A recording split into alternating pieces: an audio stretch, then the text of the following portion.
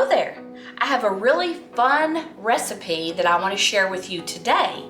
Now, you know I'm always telling you, just because you're cooking for two doesn't mean that you have to do the same recipes over and over, or it has to be boring or ordinary, okay?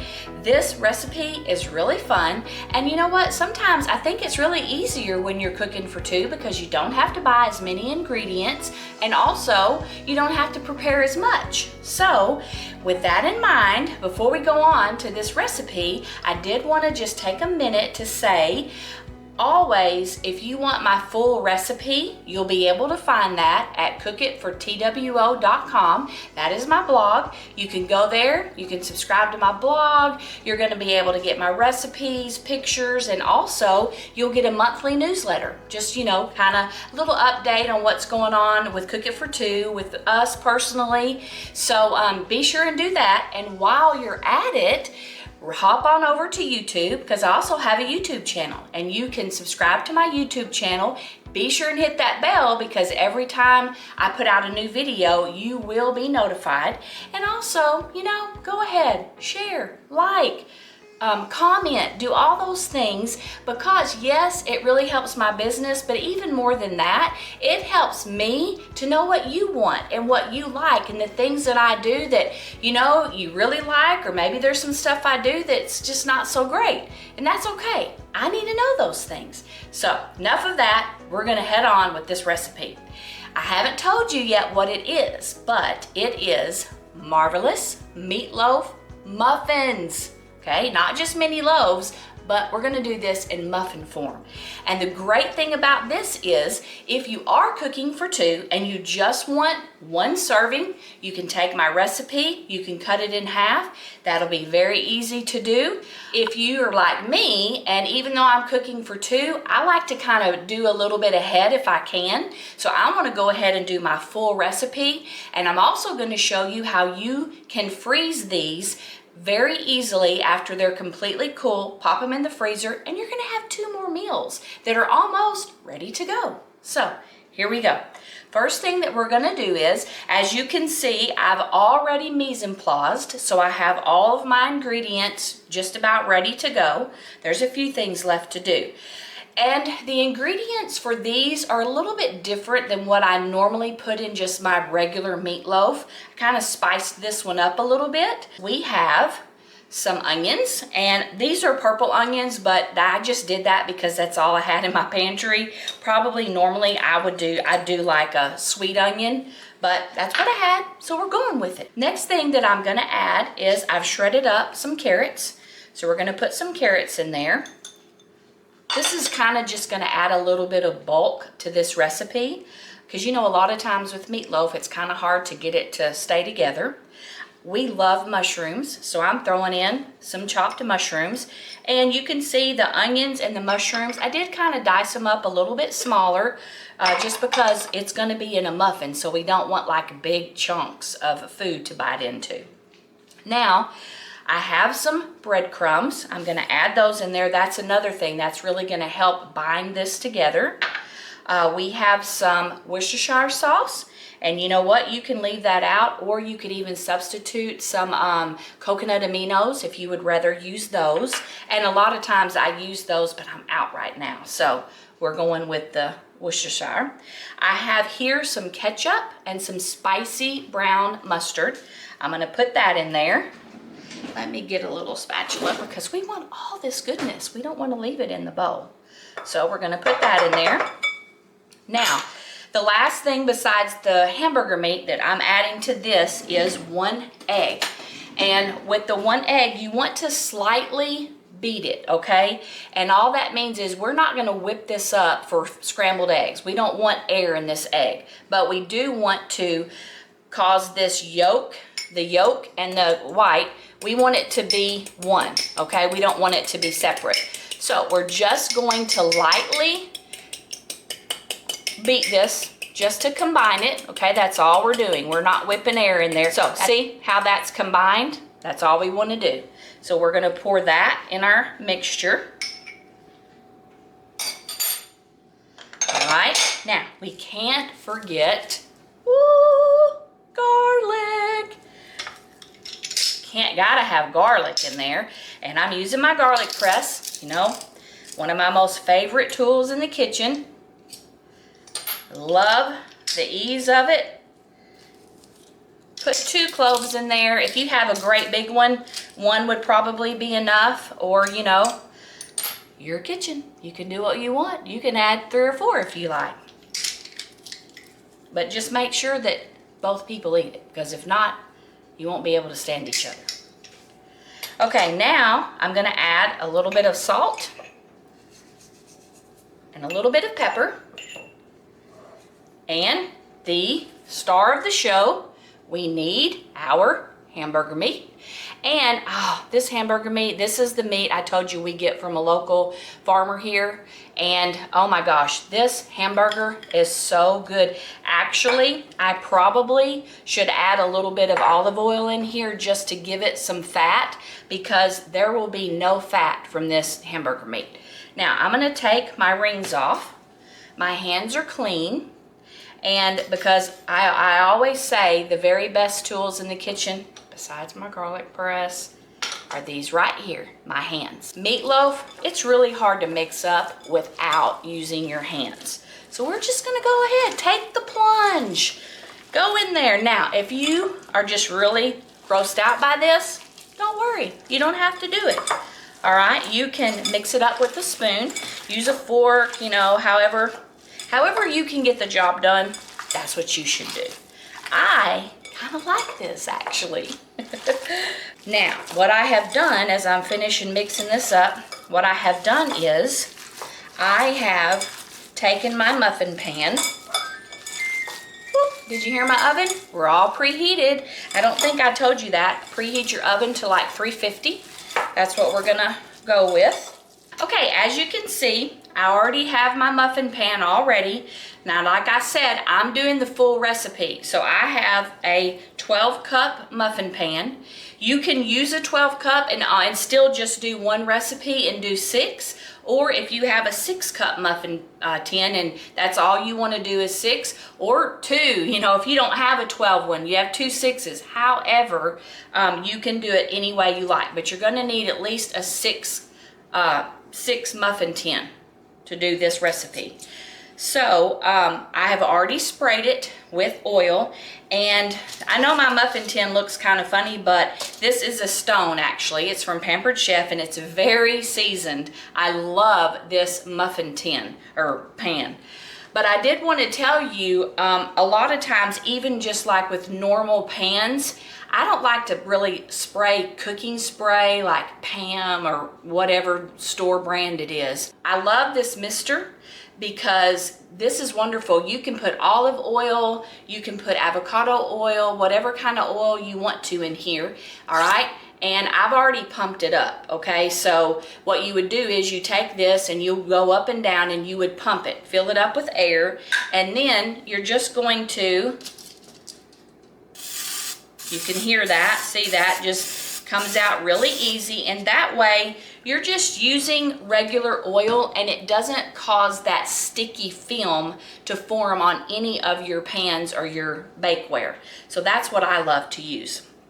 Okay, so now I'm just using a muffin scoop, you know, a scoop, actually it's for cookies, muffins, whatever, because I like to keep the same amount of meat in each little cup. So I try to use something like this. You can use a tablespoon or a big spoon, however, whatever works for you.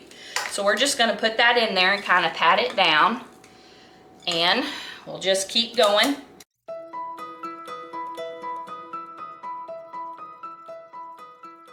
All right, we've got them all in there. Let me wipe my hands a little bit. And what we're gonna do now is, this is barbecue sauce. We're just gonna take some barbecue sauce and we're gonna spoon the barbecue sauce right on top. And this is gonna make these so good. You are gonna love them. This barbecue sauce is like sweet and spicy maybe.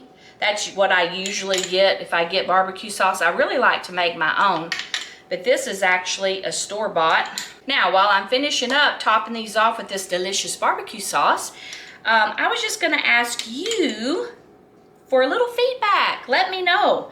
I told you, I think this one is sweet and spicy because that's usually my go-to, but what's your favorite barbecue sauce? Or do you make your own sauce? Do you prefer homemade over store-bought? And if you do, let me know. How do you do it?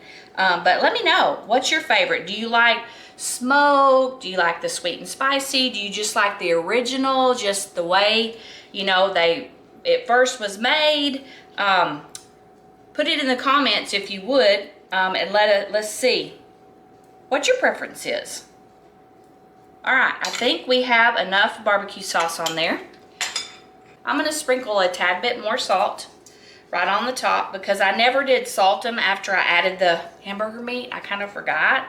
And you know me, I like to salt every layer. So we're gonna go ahead, sprinkle a little salt on top and pepper. Then that way, it's just gonna soak in as it cooks. So here we go, a little pepper.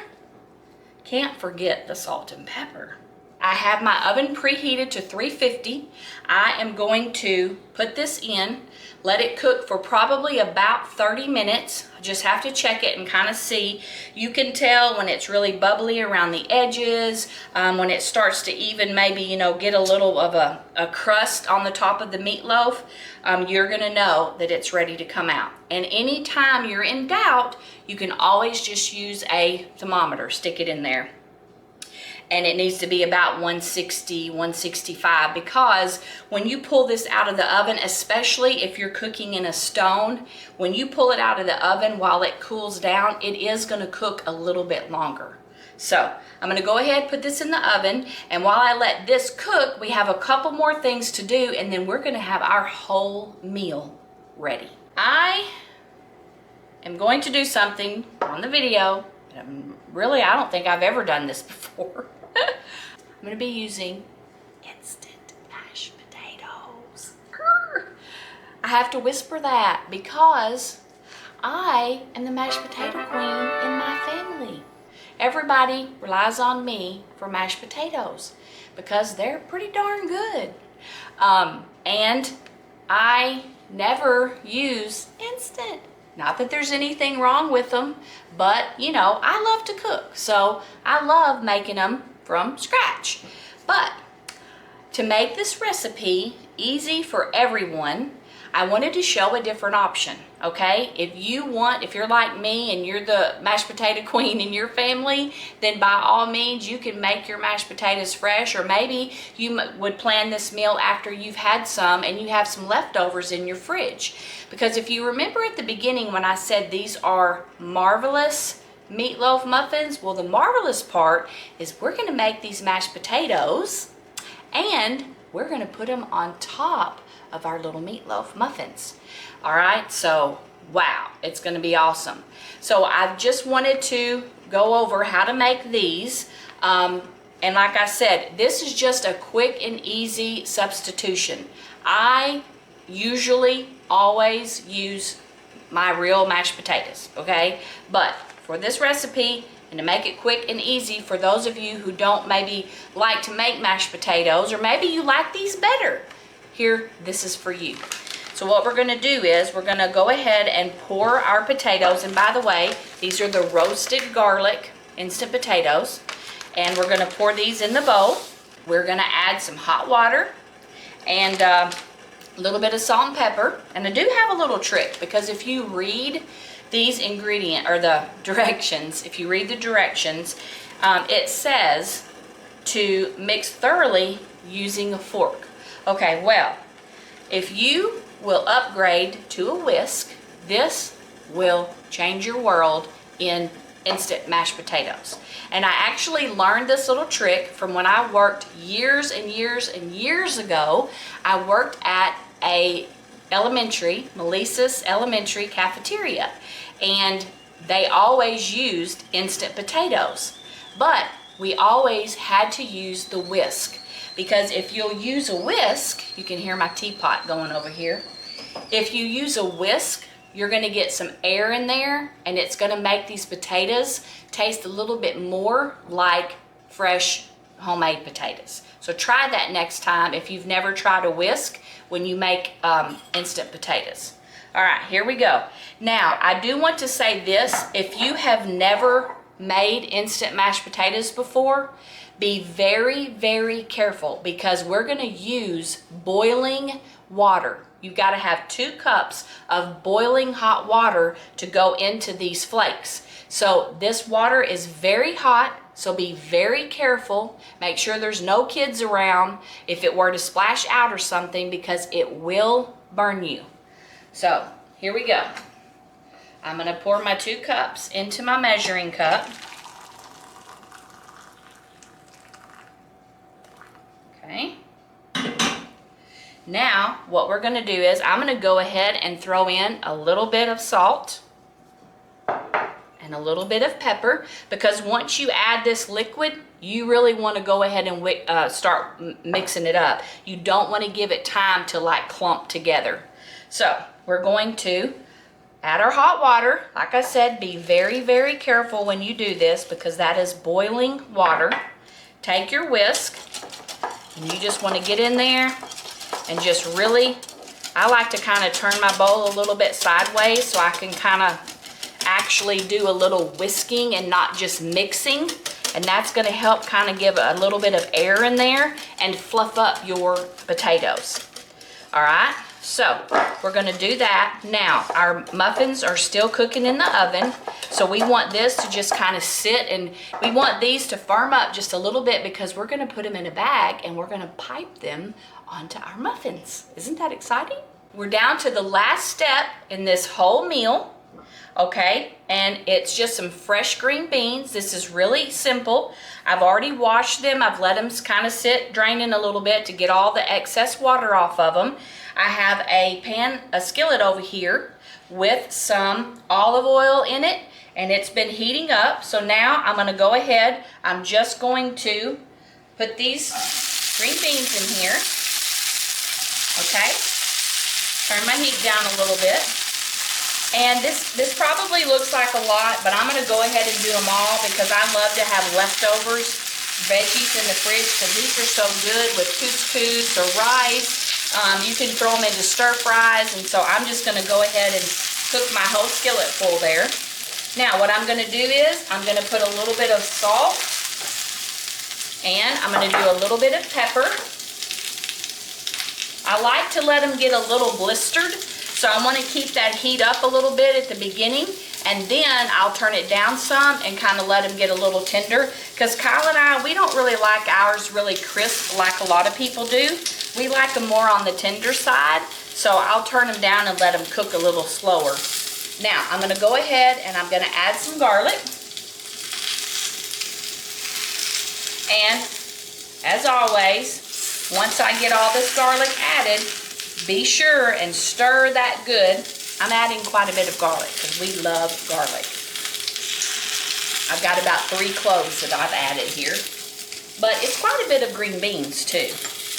But when you get that garlic added in there, you want to make sure you stir it around really well and keep it moving while that is the skillet, it's really hot.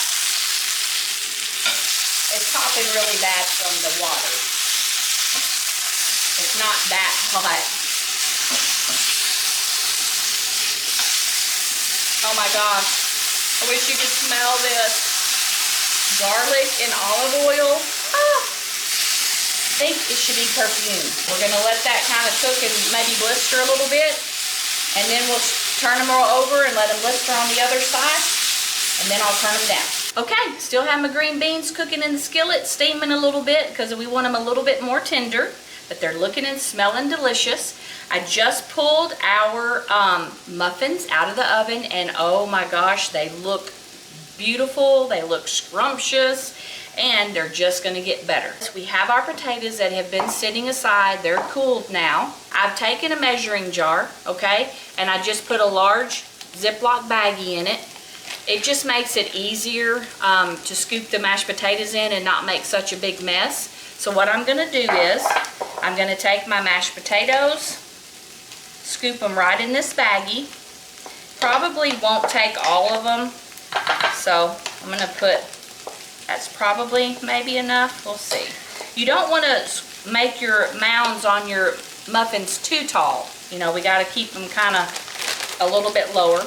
Now what you want to do is just take your baggie, all right, and you see that point there. You want to just squish your mashed potatoes down to that baggie, and once we put a little snip in it, we're going to snip just a corner off. All right, I don't want that to go into the muffins.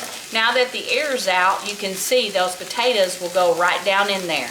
We're going to just take each meatloaf muffin and we're going to put some potatoes on here.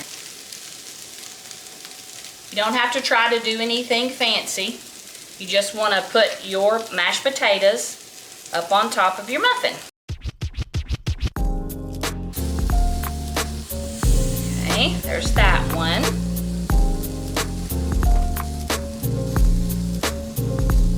Scoot that over a little. And here we go.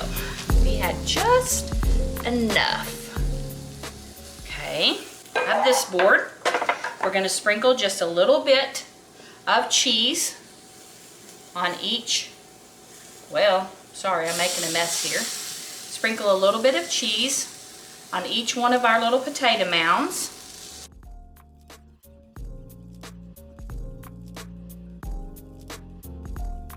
You want to stick this back in the oven just for about 5 minutes to let that cheese melt good. So that's what we're going to do now. Okay, we've got our cheeses all melted on our mashed potatoes, and now I'm going to add a little bit of garnish. I know most people use parsley to garnish, but I'm not a parsley fan.